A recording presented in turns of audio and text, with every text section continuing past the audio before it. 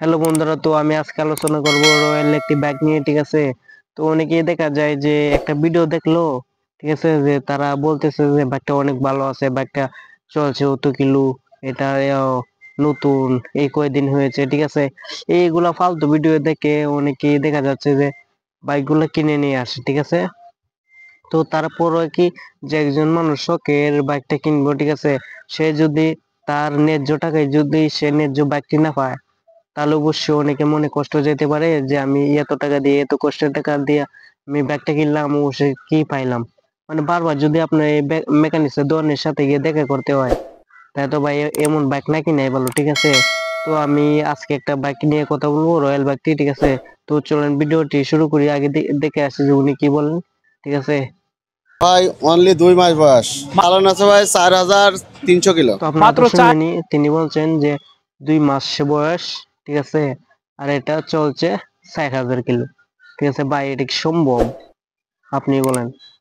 যদি 2060 দিন আর 6000 কিলো দুই ভাগ দিই, ঠিক আছে, তাহলে আপনার পরে 60 কিলো। তাহলে আপনি বলেন, একটা মানুষের পক্ষে কি 60 কিলো চালানো সম্ভব? বলেন তো।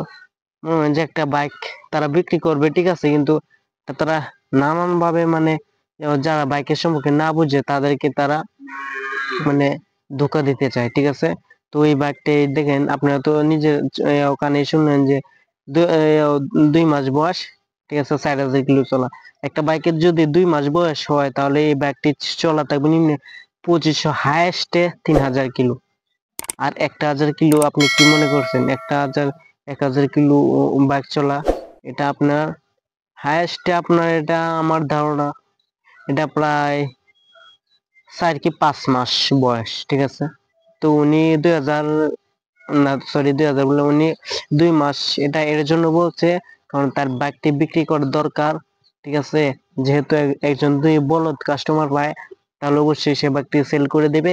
ঠিক আছে, আশা করি আপনারা সবাই বুঝতে পারছেন।